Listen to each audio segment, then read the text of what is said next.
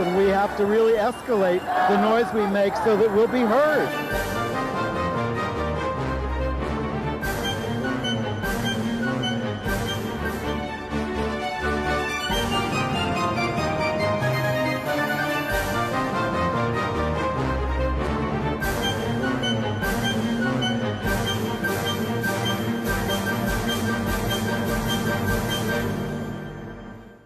Welcome to Gay USA. I'm Andy Humm. And I'm Merryn Johns. And happy Christopher Street Liberation Day, which is what we call the annual celebration of the Stonewall, or marking of the Stonewall Rebellion. But we've got lots of current news. We've been telling you how pride events are under attack across the country, but they're also blossoming in some towns for the first time. Yes, and the College Board has stood up to Ron DeSantis's Don't Say Gay law.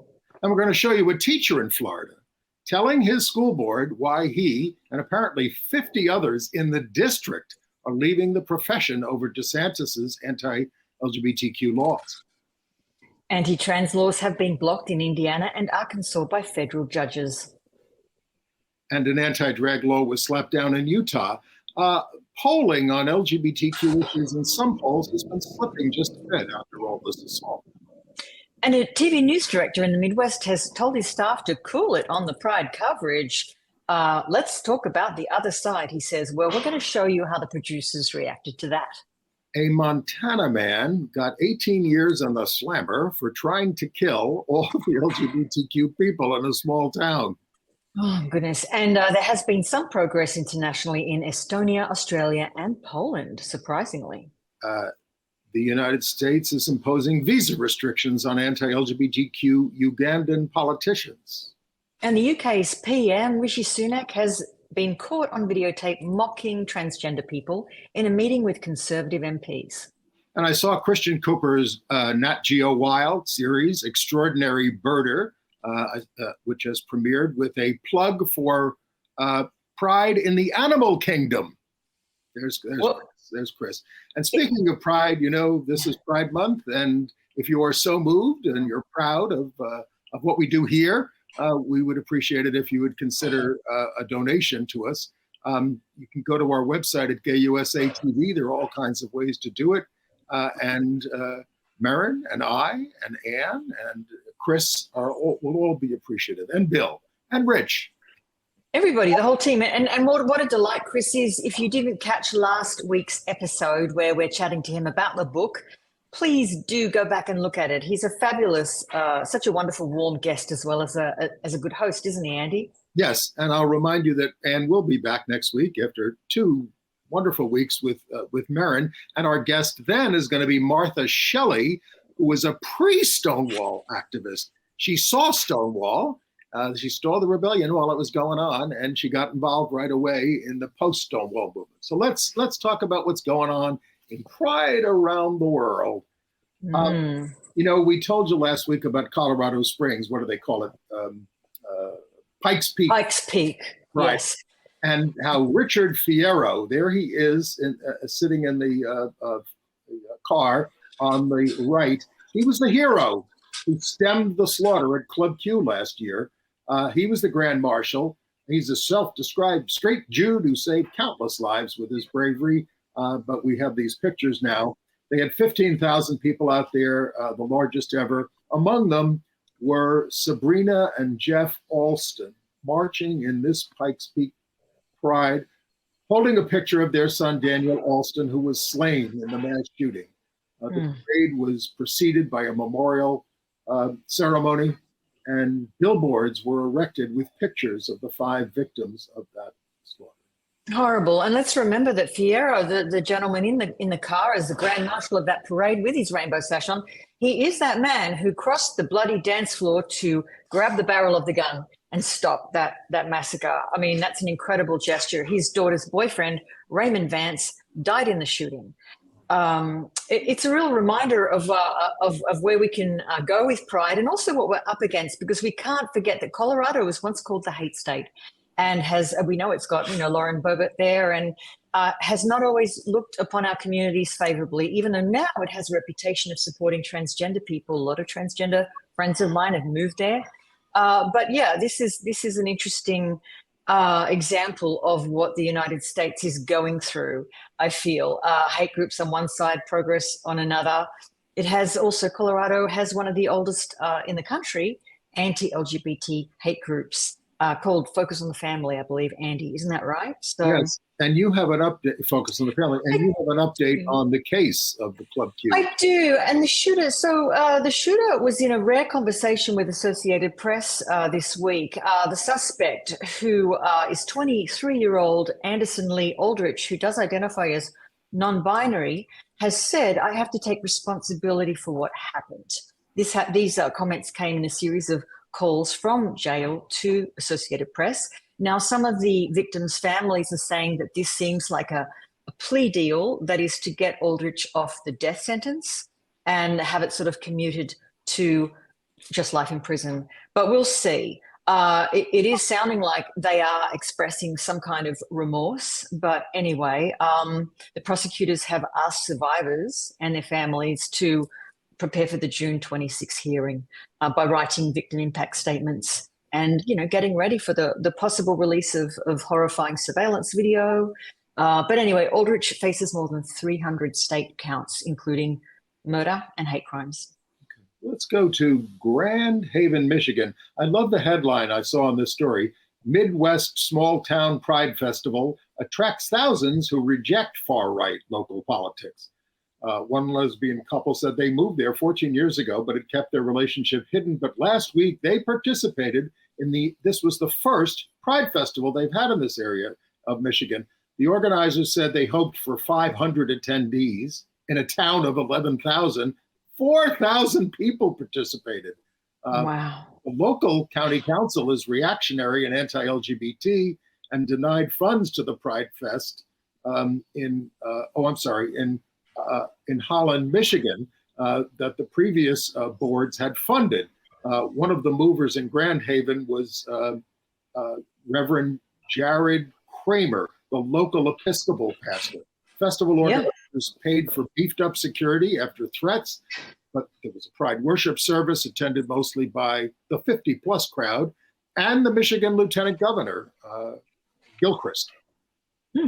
I mean, good job. The county is apparently very religious. So, I mean, to them, the whole Pride celebration is an infringement of their Christian values, really. But it seems they pulled this off very nicely this year. And the Holland Pride Festival, population 35,000, is going to be the home of Betsy DeVos, is going to be this weekend. Mm-hmm. Now, in Kentucky, in Corbin on June 3rd, 2 members of the KKK threatened with guns a small LGBTQ rights rally, and the police did not arrest them. They were brandishing guns. They didn't arrest them. It's deeply concerning. They weren't even from the town. Police originally contacted the FBI, then they took that post down. And in the weeks that followed, the KKK distributed flyers in Corbin urging parents to take control of their schools, remove all filth from school libraries, to gender policies, and the presence of men in the restrooms. In other words, the Republican Party platform at this point. And I say that without exaggeration. Oh, there's some viral video getting around on TikTok of one of the KKK, one of the guys flashing his membership card. I mean, it's just ridiculous. We always used to say, Andy, that the younger ones would be better, but unfortunately, increasingly, more and more young people are going astray onto the side of darkness. Goodness me. But the really young ones are getting the right message, aren't they, from Sesame Street? They've been celebrating Pride all month, standing up for all kids. The show is tweeting support on social media in the face of unprecedented attacks on LGBTQ kids from Republicans. Recently featured out celebrities like Ellen, Billy Eichner, Billy Porter, Lil Nas X. In 2021, they introduced 3 gay characters to the neighborhood. Republicans want to cut off their negligible government funding, but they failed. And I'd like to tell Sky News host James McPherson to shut up and sit down, because he's actually come out and said that, Sesame Street is indoctrinating and grooming children into the LGBTQ lifestyle. The audience is 3 to 5 years of age. Why do we need to teach them these values? Well, Sesame Street did tweet On our street, we celebrate inclusion, belonging, and freedom of authentic self-expression. Happy Pride Month. So if you can find the sexual indoctrination in that, I've got no idea. And we celebrate our diversity and and everything else in the Queer Liberation March. The fifth one is going to take place in New York this Sunday, June 25th. We're having a rally downtown at 2 p.m. in Foley Square in the Civic Center. We're kicking off the march at 3:30 and marching uptown to Washington Square Park. I'll be there and hope to see you around. Okay, let's update people on the Dodgers. Yes, I think so. The Dodgers did honor the Sisters of Perpetual Indulgence there on Pride Night. An anti-LGBT, but an anti-LGBT Catholic group led a protest outside, claiming the sisters were an anti-Catholic hate group, which they are not, and their costumes are no more ridiculous than many worn by priests and nuns. 49, and I mean that, people are in costume, so what? I mean, it's what you do with your heart, and it's what you do with your actions. They're not doing anything obscene. They're not mocking anybody. 49,000 tickets were sold to the Pride Night game. It was a sellout crowd. And when the sisters were honored, there were no boos and there was much applause. Every player and umpire wore Pride logos on their caps or on their jerseys. And the 5-year-old son of Tom Daly and Dustin Lance Black, Robbie, threw out the first pitch. You can see them up on the big screen there. That's the first time I've seen the kid's face because they always hide his face in their Instagram posts, which is probably a good thing to do. But anyway, so it was gay. What about that soccer match between? Oh, that was upsetting. And I know this is a tradition in sport, or it's kind of more like a tactic in sport, is to, shout or whisper even homophobic slurs into the ears of your adversaries. But this kind of backfired. The United States men's match against Mexico was actually cut short on Thursday night because the referee was frankly pissed that the whole stadium degenerated into chanting and shouts of homophobic slurs from the Mexican soccer fans. And these are directed, especially at the goalkeepers, apparently, to try and distract them from their task. So officials have been trying to stamp this practice out with fines and with bans, and now in this match just finished the game early. So anyway, US, I believe, was up 3 goals when the match ended after 12 minutes of stoppage time because of this chanting. So Andy, I hope everyone's happy. Well, okay, let's go to Florida, where we tend to go these days. First of all, there's a lawsuit in Florida against their ban on the book Tango Makes Three, which is the book about the gay penguins that raised a kid. But the College Board said it will not alter its AP psychology courses to comply with the state ban on talking about gender identity or sexual orientation right through the 12th grade, which is insane. They said, we learned from our mistakes in the rollout of the African American Studies AP. We will not modify our courses to accommodate restrictions on teaching essential college-level topics. The College Board said that sexual orientation and gender identity have been a part of the AP course in psychology for 30 years. Now, the DeSantis Education Commissioner, Manny Diaz, said he did not want students force-fed radical gender and sexual ideology, echoing, of course, all the right-wing propaganda that's out there. I'm just appalled. I mean, I actually am, as a former educator, I'm actually appalled that this is happening, and I'm glad that they've stood up, because we're talking about psychology here. We're not talking about, again, this idea that we're sexually indoctrinating people.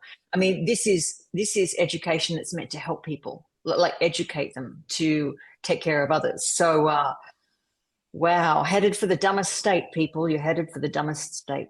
Well, in Hernando County, Florida, north of Tampa there, they had a big school board meeting, and there were scores of people on our side showing up to tell the board they were destroying the schools with their right-wing anti-LGBTQ agenda. And we've learned that about 50 teachers in this district alone are resigning at the end of the year. They're not going to get anybody to be able to teach, which is, of course, I guess what they want is to destroy public education. But one of them stood up at this board meeting. You're not going to see his face. The meeting was shot from afar. And we're going to show you his entire, about a 3-minute speech, what he said to the board. My name is Daniel Scott, and I have proudly worked at Springstead High School for the last 3 years. In those last 3 years, I have learned and accomplished a lot.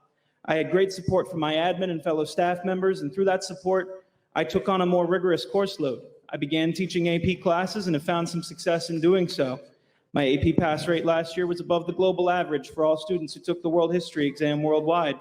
I also took on external responsibilities. I work closely with IB students to aid them in receiving their IB diplomas. I sponsor a club on campus, and I also took on the position of senior class sponsor, which I was motivated to take on after serving as senior class president at Central High School under then Principal John Stratton.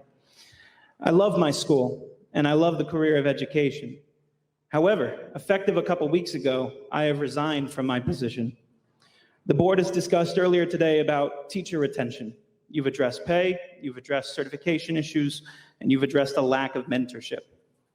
What you have not addressed are the draconian working conditions that are causing many, such as myself, to abandon this honored career. As you stated, 83% of teachers in their first 3 years are leaving the profession. These are not all due to certification issues.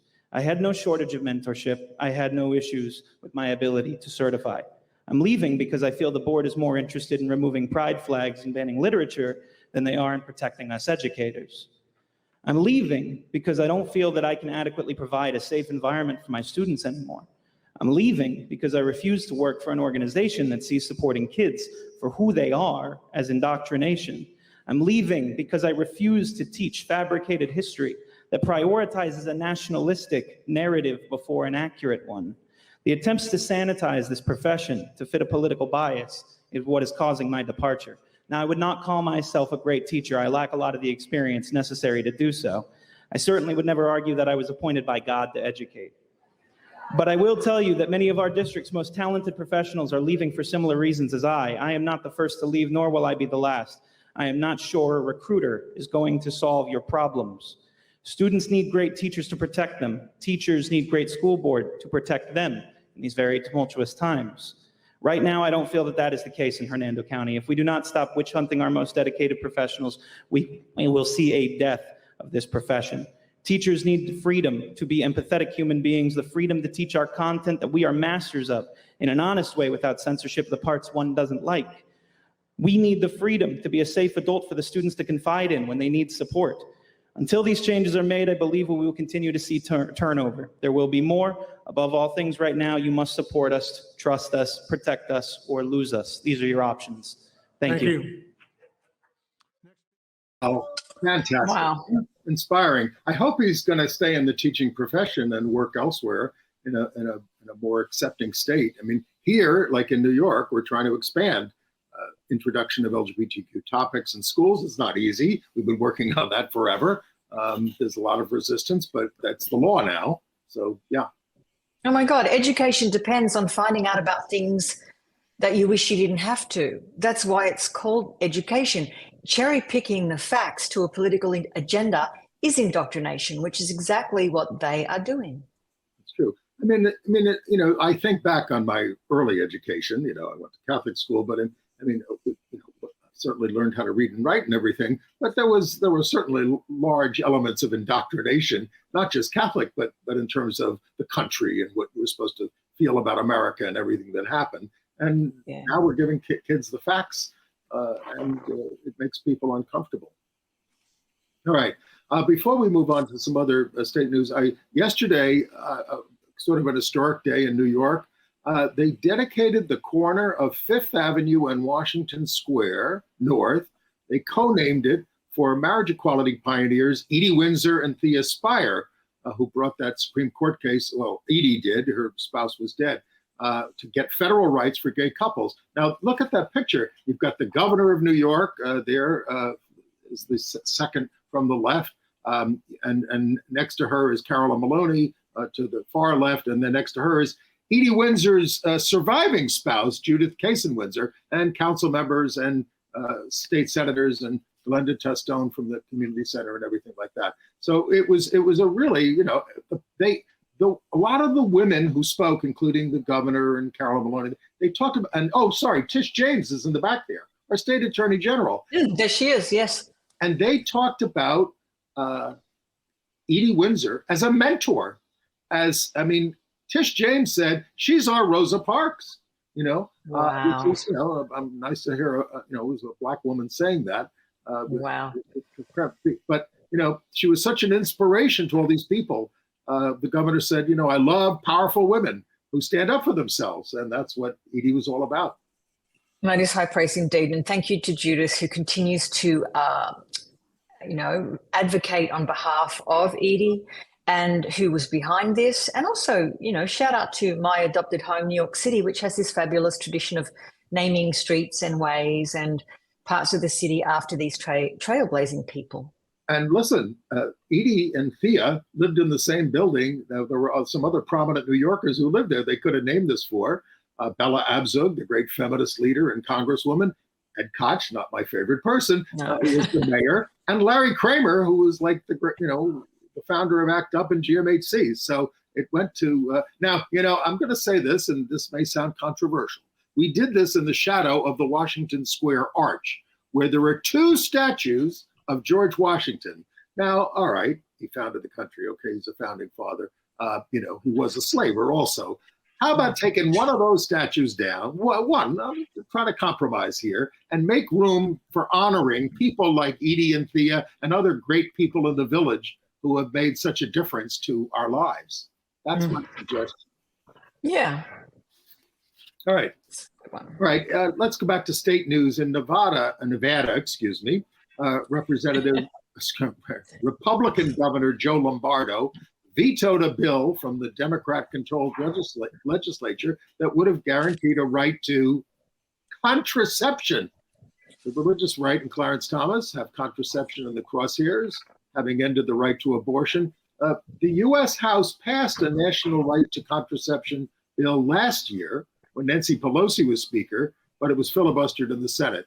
Now, actually, in reading this story, I'm encouraged that some Republican governors, surprisingly in Arkansas, West Virginia, and Indiana, have signed bills protecting contraceptives, but 195 House Republicans voted against it last year. All right, I'm going to go on to that Michigan story in Grand Rapids. At WOOD-TV, an NBC affiliate, there's a newsroom rebellion against this guy, news director Stanton Tang, who issued a memo to staff to scale back Pride coverage and to present both sides in those stories. In other words, quote the haters in the stories. My friend David Rothenberg calls this getting the Nazi view of Passover. Nice. And at Pride marches, the protests are often by actual neo-Nazi groups these days. Now, Tang is said to get a lot of his, he's the news director, he gets a lot of his ideas from Newsmax and all these right-wing places. And he follows the libs of TikTok. So the company that owns this, Nexstar, they're apologizing for this. The newsroom is in total revolt over this and said, we are not going to abide by this memo. We are going to cover Pride. So it's encouraging that there's been some resistance there. All right, in Texas, Governor Abbott signed a bill, speaking of haters, placing limits on trans athletes now in college sports. Soon they'll move on to the professional leagues, I guess. It's effective September 1st.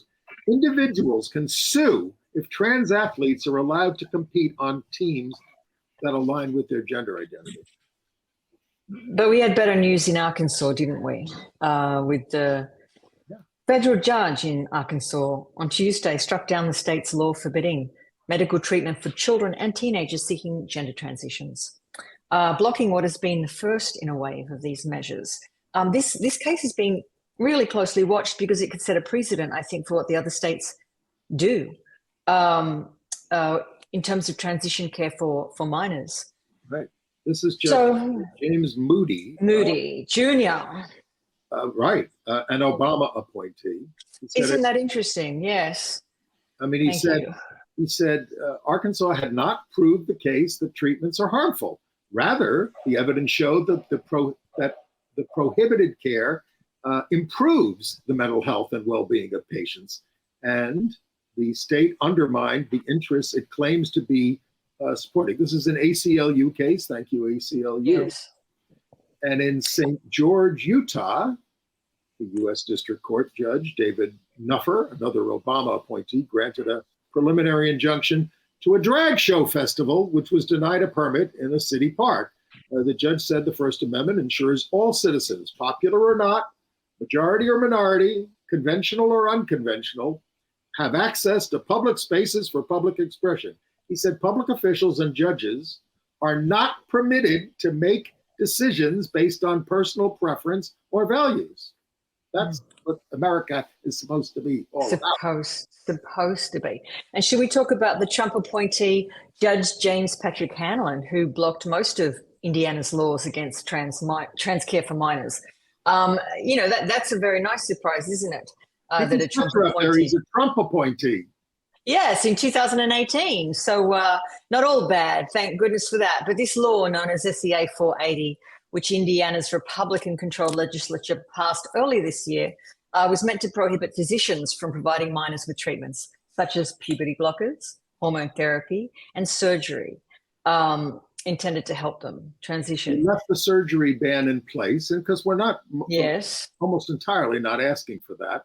Yes. But he called the ban sex discrimination, and that requires heightened scrutiny. And he said the plaintiffs were being denied equal protection under the law. Now, this is the fourth state to block these laws: Florida, Arkansas, and Alabama. The others, and Oklahoma's attorney general has even agreed not to enforce their ban because there's litigation pending. And by the way, speaking of Trump, while he's trans bashing during this campaign, he once had trans contestants in his beauty pageant, the Miss Universe pageant, and as recently as 2018, and that's what we've got up on the screen now, 2018, his MAGA website was selling LGBTQ merchandise with rainbows spelling out "Make America Great Again." Look at that merch. I mean, can I get that now? If I went to that website now, would that be up there, or would that be on eBay now? Maybe. I bet it's really worth something because, I mean, come on. It's just insane. All right. He just shifts with the wind. Well, the New York State Education Department is implementing new guidelines to assist schools in an effort to support the climate and safety of trans and non-binary people in educational institutions. They were pushed to do this by the state legislature and changes in the human rights law and federal laws protecting trans and gender expansive students. We already had a big anti-bullying law in New York, but this goes farther. Now, what's going on at Wells Fargo? Oh, Wells Fargo they did a report. They had done this analysis in honor of Pride Month. And I think the title got me in: The Secret Source, the LGBTQ plus community and state economic growth rates. And we the choir, won't be surprised to learn that it's states with higher concentrations of people who identify as LGBTQ that have higher rates of economic growth, according to the Wells Fargo study. This was published earlier this month in honor of Pride Month, and it surveyed the gross product of 50 states and DC between 2010 and 2019. Now, researchers have even estimated that these effects should be doubled because since that time, since 2010, there's twice as many people in the nation that identify as LGBTQ. So that's pretty impressive, and that isn't news to us, Andy, though, is it? We've seen reports like this before over the years. Yeah, there was this researcher, and I hope I don't get his name wrong. I believe his last name was Florida, and he did all these studies saying you want to be an advanced society and prosperous and all that kind of stuff. You got to be good to gay people and let them be out and have lots of them in the mix in your city and in your state if you really want that. And these places are driving us out. All right. Now here's Washington State, a district judge there ordered a spa to allow a trans woman to use facilities who have not undergone bottom surgery. Now, this is a spa modeled after a sex-segregated spas in Korea, where patrons go through a cleansing naked. The spa cited their Christian faith in rejecting the trans patron. I'm sure that's going to be played up quite a bit by the right wing, but that's what the law says in Washington State. Olympus Spa. In Burlington, Massachusetts, at Marshall Simmons Middle School, students disrupted a pride event, tearing down banners, just like they did in Sheridan Square the other day in the Stonewall Monument, chanting, "USA are my pronouns." Oh, brother. And wearing red, white, and blue face paint. It's very tribal. The principal said he's sorry it turned into a day of intolerance. Okay, but Andy, how much has this got to do with the proximity to Boston? Because Boston young people can be a little feisty, I've noticed. So, Any generalizations, there's good and bad. I like to say there's good and bad everywhere. In California, though, the Assembly voted 9-1 to advance a constitutional amendment that would remove Prop 8 language from the Constitution. Prop 8, the citizens there voted in 2008 to ban same-sex marriage, and it took the Supreme Court decisions, Windsor and Obergefell, to get that. So anyway, it'll appear on the ballot in November 2024. Next year. Next year. Oh God, time is running out. Time is running out. Now, I mentioned some polling that is kind of disturbing. So for the first time in the Gallup poll, where they asked whether gay or lesbian relations are morally acceptable. Now, back in 2000, only 40% said yes, it was acceptable. It got up to 71% in 2022. But with all this right-wing stuff that goes on all the time, they've knocked it down a notch. We're down to 64% in terms of what people feel. Mike Signorelli says it's not a diminishment of support. The haters have created a space where when people are talking to pollsters, they feel more free to express their prejudices. That's what his interpretation is. I think so. And I think also when people are doing well, they feel more generous about people that they consider minorities. And when people are really doing it tough, they look for minorities to blame. And I think that's the space we're in right now. And then there's the Pew poll, 60% say business owners should not have to provide services to LGBTQ people if it conflicts with their beliefs, religious or otherwise, about us. Now, in the poll, they use the example of wedding websites, which is the one before the Supreme Court that we're going to be hearing about momentarily. So I think that's an extreme. I'm going to say it's an extreme example, but it's a put-up job case.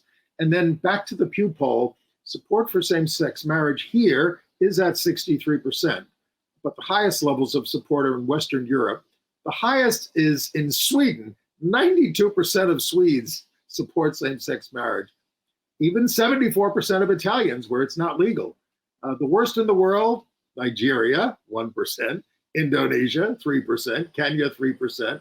And there are big Muslim populations there in Nigeria and in Indonesia. And now we see the spectacle of the United States right wing, which bashed Muslims forever after 9/11, right? Now they're courting them as social conservatives that they can line up if they're against gay rights. Okay, let's go to. Shall we go to Montana? Yeah, please. So this case is very interesting to me. So my forebears come from Montana. So to me, in my head, it's like this wild frontier, where you can do what you want. So this guy in Montana, he's now been sentenced to 18 years in prison for trying to kill all the LGBT people in his town, not just some. He thinks they all should go. And this is now a federal hate crime and firearm charge related to his self-described mission to just rid the town of Basin of its lesbian, queer, and gay community. Officials have said the man's name is John Russell Howald, who was convicted in February for firing an AK-style rifle into the home of a woman who openly identified as lesbian. She was just inside her home, being herself, and he thinks he's killed her. So off he goes and looks for somebody else to shoot. When he was found, he was armed with 2 assault rifles, a hunting rifle, 2 pistols, and multiple high-capacity magazines that were taped together for faster loading, the authorities have said. So this is, to me, an example of this mindset where you end up on the wrong side of, your own community, and you go into vigilante mode, I suppose, is what you'd call this. He said he wanted to clean his town, and I find that language incredibly disturbing. That's Nazi stuff. But let's talk about, now, first of all, by the way, this guy howled. He previously did prison time for beheading a dog. Quite a character. But let's talk about how he got caught. After he does the first shooting, he's gone down the street. This is a small town of 200 people. He runs into some church people coming out of church, including the pastor, and they recognized him, and they started to talk to him. And he said what he was doing. I'm going to rid this place of gay people. And so the pastor had been recording his own sermon that day, so he had the recorder on, and that's how they really were able to completely convict him of this crime. Oh, God. Speaking of crimes, Republicans, including Ron DeSantis, say when they have the power, they will restore the racist names of military bases, such as Fort Bragg, a Confederate general, widely considered the least successful military commander in the lost cause of the Civil War. It's now named Fort Liberty. DeSantis calls that political correctness, and Pence echoed him. Well, yeah, it's based on pick your battles, DeSantis. That's what I want to say. Pick your damn battles, because this is a very lame naming convention. It's called Fort Bragg because it's near where he lived, and not even his own troops liked him, apparently. So what are we fighting for? Exactly. It's crazy. They're fighting for racial segregation and white supremacy. That's what they're fighting for. In North Carolina, city councilman in Apex, North Carolina, Scott Lassiter, is suing the anti-LGBTQ Speaker of the North Carolina House, Representative Tim Moore, I have a picture of him there, for having an affair with his wife and engaging in group sex with other people seeking political favor with the Speaker. Lassiter's wife admitted that the affair had gone on for 3 years, as did Moore. In a meeting with Lassiter, Lassiter is suing for alienation of affections. I will say Mrs. Lassiter, who's separated from Scott, says their marriage was a nightmare. But this is one of these anti-LGBTQ people who's enjoying group sex and having affairs. So leave us alone. Leave us alone. Take your own stinking values and get away. Marriage is marriage. And I like that. North Carolina is one of the few states that you can actually sue for alienation of affection, but it's a thing. In Concord, New Hampshire, a drag story hour hosted by Juicy Garland monthly at the Teetotaler Cafe was attacked by neo-Nazis. We have video. Oh, yeah.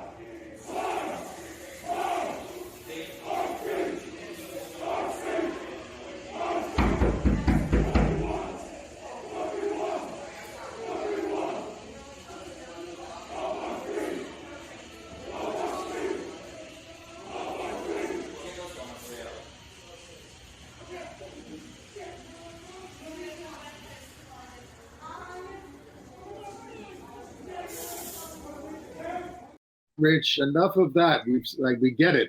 And notice that they're cowards. They're all wearing masks. It's terrifying to me, Andy. This is Concord, New Hampshire. I've been there. It's a beautiful place. It's a beautiful town. Why are these youngish men acting like this? It's incredible to me to see this. Well, Juicy Garland says she prevailed and had a great time that was had by the families, but the Nazi stuff it's extremely chilling. And golly, I didn't order those, she said. God love her. Now, what do you think about what GLAAD is saying about Twitter? I think they're right on. I mean, they've been saying for some time that none of the social media platforms are safe. And of course they're not. They're run by late stage capitalist heterosexual white men with, megalomania complexes, as I said before in our intro to you, Andy. We can't trust them. But she has said, Sarah Kate, the fabulous president of GLAAD, have said that Twitter is by far the worst. And especially since Elon Musk has taken over. It is not a safe space for anybody. On the scorecard, GLAD said it is the most dangerous platform for LGBTQ people, and the only one that saw its scores decline from last year to 33%, down from 45% a year ago. Okay. I want to talk about a couple of non-LGBTQ deaths of icons this week, both dedicated human rights leaders. Daniel Ellsberg, of course, who died at 92. He leaked the Pentagon Papers about the Vietnam War, exposed the corruption behind our war in Vietnam. The fact that the leaders knew we were losing and knew the war was wrong, but kept doing it anyway. He was a military analyst. He became a lifelong peace activist and the most famous whistleblower of all time. And the Supreme Court held 6-3 that newspapers had the right to publish those papers. It was a great victory for freedom of the press. Henry Kissinger was responsible for the deaths of thousands of Cambodians, among other war crimes, and he once called Ellsberg the most dangerous man in America. Kissinger sadly still lives. Ellsberg was arrested at 90 civil disobedience actions against war and against nukes. Yeah, so. Andy, can you connect the dots for me? I want to know, do you feel that there was some direct influence of Ellsberg and this kind of loosening of information and our civil rights movement with the LGBTQ community? Well, I mean, we're inspired by anybody who stands up for the truth, which is what we've been trying to get out about ourselves. Don't forget, there was a complete, the New York Times published the Pentagon Papers that wouldn't publish anything about us for a long time. I mean, it's all about getting information out and getting so that people get to know us and get to know what's really going on. I mean, that would be the connection that I would make. But I mean, he was just somebody who stood up for justice, and he was an inspiration to many of us, as was Glenda Jackson, the famous actor, 87 years old, passed away, star of stage screen, and the UK Parliament. Two early roles where she had relationships with bisexual men, The Music Lovers, where she was Tchaikovsky's wife, and she played. And my favorite one of hers, Sunday Bloody Sunday. She also won an Oscar for Larry Kramer's adaptation of G.H. Lawrence's Women in Love, which also featured lots of homoeroticism. When she played Ophelia on the stage in Hamlet, she was so fierce that a reviewer said she should have been playing Hamlet. Late in life, she played King Lear himself, and this is only within the last couple of years. She won the Tony Award for Edward Albee's Three Tall Women on Broadway. And I think her greatest performance was when Margaret Thatcher died. She got up in Parliament, and without any notes, she gave a speech on the occasion of Margaret Thatcher's death that read this kind of monster, the Riot Act. It was so terrific. I think I'll link to it in the notes this week, because she said Margaret Thatcher destroyed everything that she held dear, or that British people used to hold dear. She also narrated the documentary of the 1966 book, The Microcosm, on LGBTQ themes just last year, which is about a lesbian bar, Gateways. Do you know about that? Yeah, Gateways is a very famous bar in the UK. It's where the killing of Sister George was set. I mean, for gay women, Glenda Jackson, we value her because she was a strong woman and an unconventional woman. All right. So shall we go to some international news? Sure. Yes. Talk about what's going on in Uganda. Well, nothing good for our community, as we know, but the US has finally made a stand and has imposed visa restrictions on anti-LGBTQ Ugandan politicians who might want to come here. After the African nation passed, as we know, an anti-LGBTQ law, which is basically the kill the gays law, that has been condemned by many countries and the United Nations and, of course, the US State Department. This law is considered one of the harshest in the world. It's been enacted in May of this year for what they're calling aggravated homosexuality, which is such a broad term. It's such a dangerous term. It's like saying aggravated race, in my book. But this would include transmitting HIV through gay sex, things like this. And of course, the West has complained that this is inhuman. So this is what the US State Department has done. So thank you. See if it makes a difference. They haven't named the names publicly yet, but I No. guess people have been told. And you know, it was a big story this week. There's not much hope for the Ugandan opposition to the president for life, Museveni. Ugandan rebels based in the Congo stormed a school across the border and murdered 37 students by burning them alive, and the staff. It's just not much hope. By the way, Saudi Arabia, speaking of atrocities, which just took over the PGA Tour and put me off professional golf, is executing 7 men who allegedly committed crimes as minors, including one who was 12 years old when he committed this alleged crime, and they're going to put him to death. 6 were sentenced on terrorism-related charges, which in Saudi Arabia means criticizing the government. Amnesty says they were convicted under unfair trials, marred by torture, tainted confessions. And none of these are related to LGBTQ identity, I hope, although we don't really know, do we? Because some of the charges could be trumped up. They do have the death penalty there for just plain old homosexuality. Yeah. Let's talk about Rishi Sunak, the Prime Minister of the United Kingdom. Here he is. He was recorded at a party conference mocking trans women, making fun of the Liberal Democratic leader, Ed Davey, saying Davey is trying to convince everybody that women clearly had penises. Raucous laughter from many in the party, although younger members who were present were said to look uncomfortable. The Tories have retreated on trans rights, as have many right-wing governments in the world. Sunak plans to rewrite the Equality Act to bar trans women from single-sex spaces, including sports.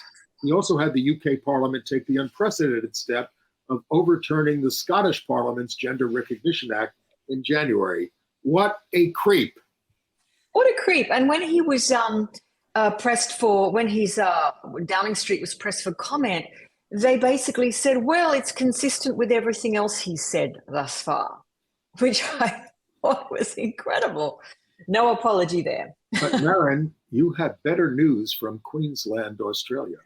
I do, and I hope you all aren't getting bored with the Aussie news whenever I come on, but it is interesting, I think, to sometimes look at what's happening down there.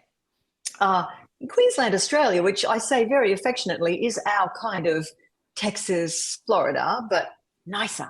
No, but it is, it's sort of got a mixed history of being a little bit freedom-seeking, a little bit discriminatory or conservative. Queensland, you know. There's a clue. But in great news for transgender people, the Queensland government has passed reforms allowing how parents identify gender-wise on birth certificates. They can be the mothers, they can be 2 fathers, they can just be parent. And also the new law allows trans and gender diverse people to change the sex listed on their own birth certificate without the need for gender reassignment. And by the way, that is what's happening around Australia, except for one state, hold out, New South Wales, which doesn't make sense to me because it's our most progressive and popular state. We'll see what happens there. And we got good news from Estonia. The parliament passed the Marriage Equality Act there, 55-34, becoming the 35th country to do so and the first Baltic state to do so. It's a nation of 1.3 million people. Same-sex marriage is commenced on January 1st. The center-right Prime Minister, Kaja Kallas, said, this is a decision that does not take anything away from anyone, but gives something important to many. I am proud of Estonia. The country already had registered partnerships, and they will continue registered partnerships. By the way, the president of Latvia's parliament, as we reported, Edgars Rinkovic, is openly gay. Latvia. Oh, sorry, Estonia. Estonia, and I want them to win the next Eurovision Song Contest. How about that? I hope they try. Okay. Cameroon, the country's communication council now prohibits LGBTQI scenes on television, promising punishment for violations. Like Ron DeSantis, they're especially upset about Disney for integrating LGBTQ characters into cartoons. Take us to Poland. It's chilling, isn't it? Isn't it just chilling? Poland, this was a little bit of good news. Thousands, tens of thousands, some people say, marched in Warsaw for LGBT rights. This is ahead of the elections that are planned for later this year in October or November. This was Warsaw's Pride Parade on Saturday. And the country's right-wing government will focus, of course, on anti-LGBTQ ideology, as they have done in previous campaigns. So this turnout is considered to be a demonstration against that as an expectation of reality, which I think is nice. Warsaw's mayor vowed that the LGBTQ community would always be safe. And I hope that you all will be safe in Poland. Rafał, now I'm going to pronounce this right, Rakowski from the Liberal Opposition Party told crowds. Same-sex relationships, as you would know, are not legal in Poland, and the country's already banned LGBTQ adoption. Okay. In Japan, they passed a watered-down LGBTQ understanding bill, whatever the hell that means, with no human rights guarantees and tacit endorsement of some forms of discrimination.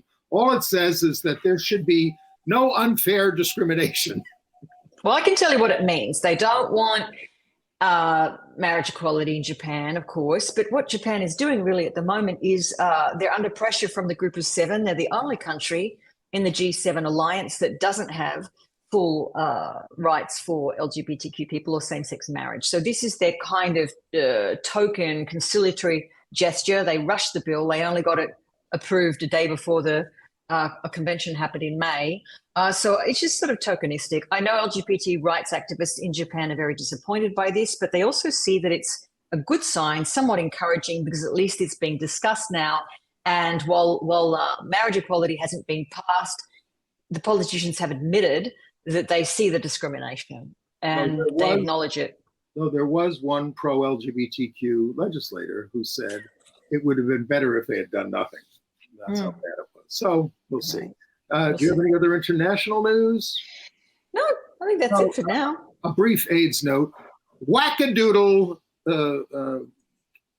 Democratic candidate for president, RFK Jr., Robert Kennedy Jr., who's polling about 20% to Joe Biden, is claiming that poppers cause AIDS. Poppers. And that kids are being made trans from exposure to chemicals in the environment. Now, I realize there are some of you who might want to send a message to Joe Biden in the primary by voting for somebody else, but don't do it this way, and validate all of this hateful stuff. Okay. Can I just say he's got some things really wrong? I mean, that's an obscure journal from 1999 that said there might be a connection between Kaposi sarcoma or the use of poppers and the rate at which you are more likely to contract HIV. It's like he scrambled it in his brain, just like his comment about pesticides are turning boys transgender. That again goes to something from a national government site which said that too many pollutants in the atmosphere can unbalance the endocrinal balance in humans. So he's taking these small little pieces of, knowledge or investigative knowledge, and he's turning them around into something. Why? He's a Democrat. What's he doing? Okay, we're down to our last 5 minutes. Let's do some entertainment news. Yay. All right. HBO, by the way, has their Rock Hudson documentary premiering on June 28th. Rock Hudson, All That Heaven Allowed. I'll be tuning in for that. What's going on at the La Jolla Playhouse? Oh, a play about Billie Jean King. I want to see how that works. I just keep thinking, tennis. But it is by the legendary Anna Deavere Smith. So if anyone can pull that off, it will be her. Apparently, she kind of brings into discourse a lot of the personalities in Billie Jean's life and her trailblazing career as a champion tennis player, including, I'd love to see what she does with Margaret Court's voice. That would be interesting. And that's her with the entire cast and crew there of the play, which is called Love All. Nice. Christian Cooper series on Nat Geo Wild, Extraordinary Birder. Watched it this week in the premiere. It's up and running. And his enthusiasm and wonder and humor on discovering new birds is quite infectious. The first episode took place in Puerto Rico. He's also got his book out, Better Living Through Birding. he also incorporated into this Nat Geo special a pride message about same-sex relationships in the wild kingdom. I mean, it was, and it was great that they included that and they integrated that, not just because it's Pride Month. So congratulations, Chris. Yes. How about that Elton John? He says he's no longer going to do residencies with his farewell tour in America because we've become so horrible on LGBTQ rights. You ought to look at Rishi Sunak there over in the United Kingdom too. I'm like, boo, Elton, don't punish us. Don't punish the people that have supported you. Come and be an ambassador. How about that? I want to alert people about a photo exhibit in New York. It's called A District Defined: Streets, Sex, and Survival in the Meatpacking District. I'm going to be dropping by there. It's at 401 West 14th Street at a place called 401. I'm going to include all the information in our email. And I went to the New York LGBTQ Center's garden party last night as the center turns 40. And, we're going to, as we go out, we're going to show you some of these pictures. There's our friend Chef Wanan and Michael Swirsky. I can't identify everybody in these pictures, but it's a wonderful thing out in the open air. Everybody's happy, everybody's smiling and having a great time. A very, very good, there's Kathy and Marino Thomas and Sheila Marino Thomas. There's Rich Wandel. Stay on him for a second. That's the guy who used to run the archive at the LGBTQ Community Center, and many others as well, as we just flip through these pictures. There's Ted Snowden, the great theatrical producer, and Fred Karger, who ran for president. And there's Randy Weingarten there in the middle, the head of the teachers union nationally, and her wife there on the right, Rabbi Sharon Kleinbaum. So, great time was had by all. It's a beautiful event, I have to say. One of my favorites during summer or Pride. Were you there last night? No, I was there last year, though. I managed to get over. It's quite close to me. I was able to walk there up to about 36th Street or 37th Street. So what else have you? We had a minute. What else have you got planned for this week? I think we should let Miriam Margolyes take us out, because when do you get an 82-year-old lesbian posing nude in British Vogue? Now, well, not quite nude, and this is very Margolyes style. But shout out to Miriam. She's a national trinket in England, as they would say. In Australia, she's a national treasure. She's been featured in British Vogue's Pride issue. She said some zingers here, which I love. She came out in 1966 in the UK when it was still illegal. I mean, she could have been locked up and jailed, but she didn't care. This Jewish lesbian, she said, I never had any shame about being gay or anything really, because it was me. I couldn't be criminal because it's who I am. I think gay people are very lucky because we are not conventional. We're a group of slightly apart. It gives us an edge. We're good artists. We're good musicians. And I like being gay. I wouldn't want to be straight for anything. We love her. I've encountered her a couple of times when I'm in London, and she is fearless. Thanks for being with us, and we'll see you next week. Happy Pride. Stay safe. Liberation Day.